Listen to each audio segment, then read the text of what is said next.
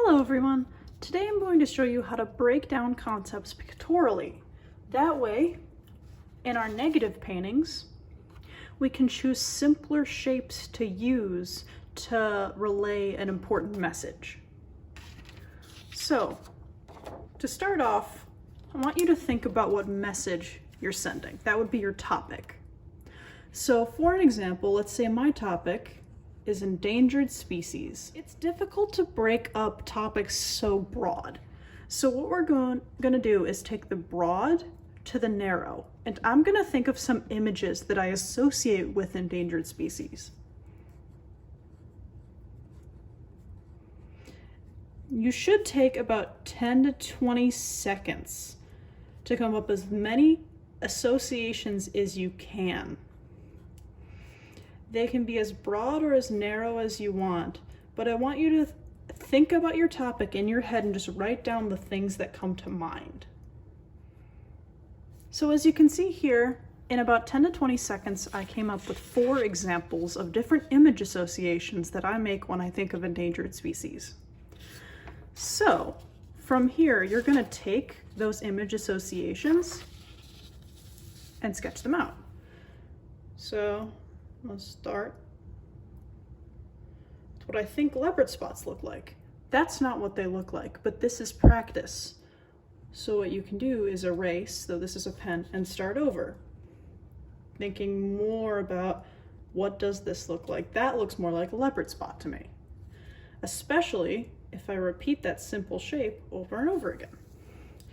Eagle feathers are white feathers, so imagine I'm drawing on black paper or black paint with white paint. You do a very basic feather shape. Whales, I always think of harpoons. So I do a harpoon. And then there's elephant tusks. So if you look at these endangered species, there's a lot you can take from that topic.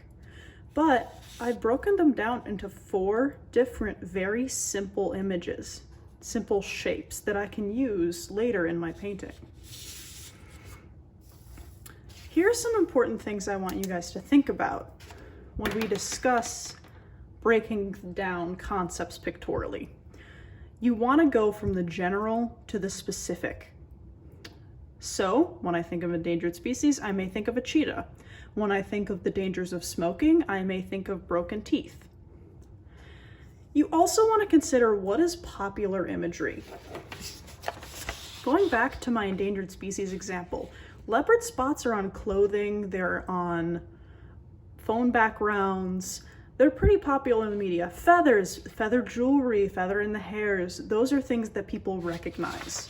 However, a harpoon may not be as recognizable as those shapes. So who is your audience? What popular imagery can you use to get a broad range of people to identify the message that you're sending? And finally, personal influence. I myself am a farmer. By nature, I raise goats. So thus a message that may be important to me is the conservation of nature. For example, my negative painting about the conservation of nature in this painting. And the image association that I use is the foods that animals eat, the sky, the ozone layer, things like that. So overall, when we talk breaking down concepts pictorially, we talk about taking large pieces of information and then gradually thinking about things that go into that large piece of information. I hope this helps.